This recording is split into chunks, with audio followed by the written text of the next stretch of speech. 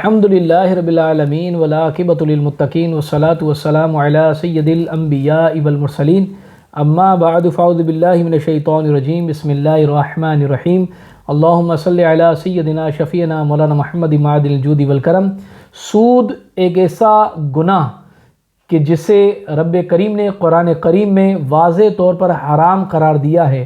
اور یہ ناجائز ہے، گناہ ہے، اللہ کو ناراض کرنے والا، اور اللہ اور اس کے حبیب علیہ الصلوۃ والسلام سے گویا کہ کھلم کھلا اعلان جنگ کرنا،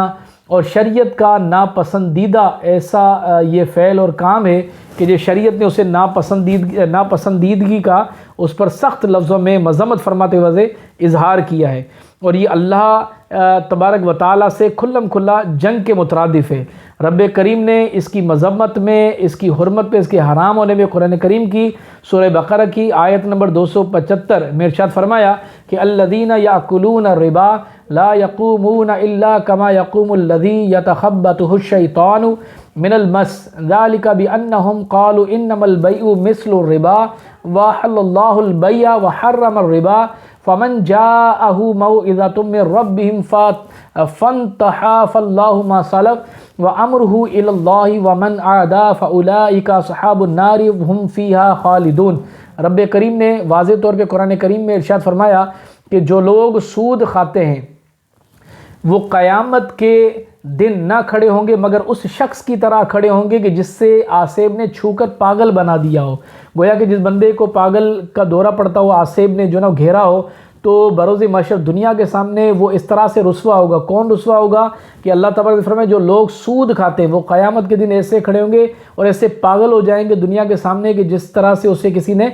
آسیب نے چھو کر پاگل بنا دیا ہو۔ اور یہ سزا اسے کیوں ملے گی؟ تو رب کریم نے فرمایا کہ یہ سزا اس وجہ سے ہے کہ انہوں نے کہا کہ خرید و فروخت بھی تو سود ہی کی طرح ہے، حالانکہ اللہ تبارک و تعالیٰ نے خرید و فروخت کو حلال کیا اور سود کو حرام کیا۔ اب شریعت نے بعض ایسے طریقے بتائے کہ مثال کے طور پر اگر کوئی کہے کہ میں وہ یہ کیش میں اتنا دیتا ہوں اور اس پر اتنا 2-4 مہینے کے بعد انٹرسٹ و سود لوں گا، اب اس سے شریعت نے اگر کہا کہ آپ وہ کیش کی یہ قیمت رکھ دیں اور وہ قسطوں کے حوالے سے یا 2-4 مہینے کی قسط اس کی پیمنٹ زیادہ بڑھا دیں، تو اس طرح سے یہ پیسہ بھی آپ کے لیے حلال ہو جائے گا اور نقصان بھی نہیں ہوگا، تو پھر وہ بہت سارے عقل کے گھوڑے دوڑانے والے لوگ وہ اپنے کہہ رہے ہوتے ہیں، وہ زیادہ اپنے آپ کو پڑھے لکھے سمجھ رہے ہوتے ہیں دنیا داری عصری علوم کے تحت، کہ گویا کہ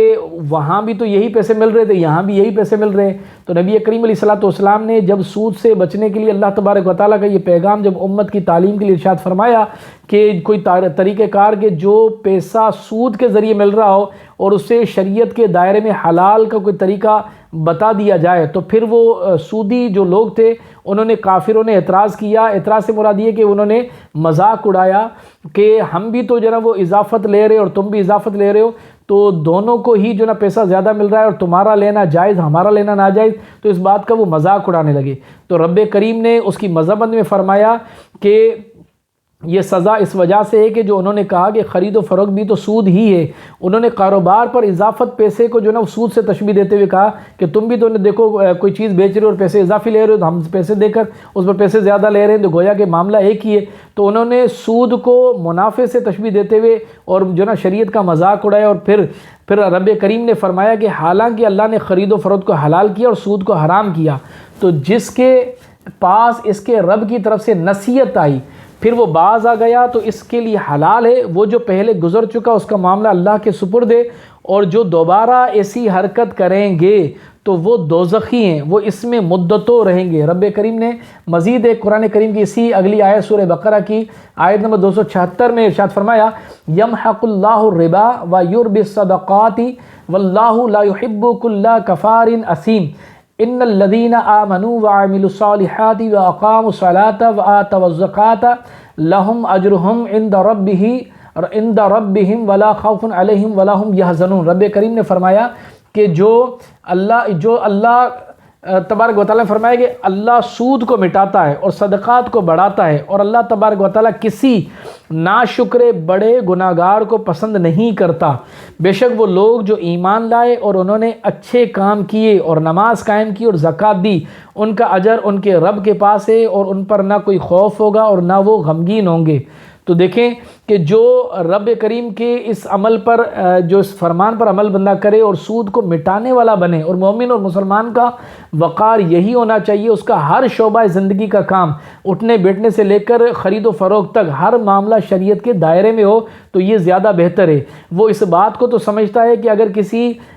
بکرے پر اللہ کا نام لے کر ذبح کیا جائے تو وہ کھاتا ہے، اور اگر اس پر اللہ کا نام لے کر ذبح نہ کیا جائے تو اسے وہ حرام سمجھتا ہے، اور اسے وہ جو نا وہ اجتناب کرتا ہے، اسے کباسی محسوس ہوتی ہے، اور وہ کہتا ہے کہ کوفت ہوتی ہے، میں کھا نہیں سکتا۔ کیوں کہ جانور تو وہی ہے، لیکن اللہ کا نام نہ لیا گیا تو ذبیحہ وہ جو ہے نا وہ حلال ہمارے لیے نہ ہوا، تو اس سے وہ سمجھتا ہے۔ لیکن وہ پیسہ کہ جو حلال طریقے سے کمایا جا سکتا ہے اور اس سے تو وہ سمجھ رہا ہے، لیکن جو حرام طریقے سے جو مل رہا ہے اس سے وہ معلوم نہیں کہ کیوں نہیں سمجھ آ رہی، اور جو ہے نا وہ ہمارے دل گناہوں سے اتنے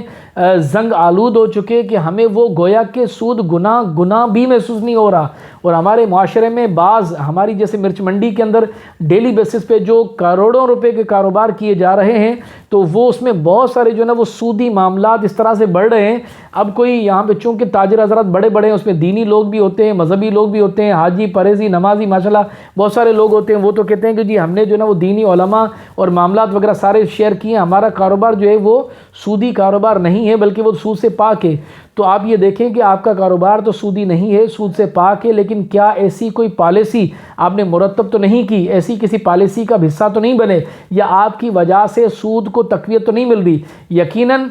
سوال یہ ہے کہ کیا ہماری مرچ منڈی جو ایشیا کی سب سے بڑی مرچ منڈی کہلاتی ہے اور پاکستان کا تقریباً ہر تاجر کنڈی کی اس مرچ منڈی سے باخبر اور واقف ہے جو اجناس کا کام کرتا ہے، تو یہاں پر ڈیلی بیسس پہ روزانہ کی بنیاد پر کروڑوں روپے کا کاروبار ہوتا ہے، تو کیا سب کے سب سودی کاروبار کر رہے ہیں؟ تو جواب جی نہیں، بہت سارے الحمدللہ حدود شرع کے اندر رہ کر بالکل جائز طریقے سے کما رہے ہیں، منافع کما رہے ہیں، اور شریعت نے منافع کی کوئی حد مقرر نہیں کی۔ بندہ اگر میں 10 روپے کی چیز 12 کی بیچوں یا 40 کی بیچوں تو اللہ تبارک و تعالیٰ کے عطا اور فضل سے اور شریعت نے مجھے اختیار حاصل دیا ہے کہ میں وہ چیز کتنے میں بھی بیچوں، وہ میری ملکیت میری چیز ہے، تو منافع کی کوئی حد مقرر نہیں ہے۔ لیکن اگر وہ جائز طریقے سے آئے گی اور تجارت کے زمرے کے اندر جائز ہوگی تو منافع ہوگا، اگر ناجائز طریقے سے ایسی کوئی صورت پائی گئی کہ وہ سود کے زمرے میں آئی تو یہ حرام ہے، ناجائز ہے، کاروبار رزق کو برباد کرنے والا معاملہ ہے۔ تو جتنے بھی تاجر حضرات ہیں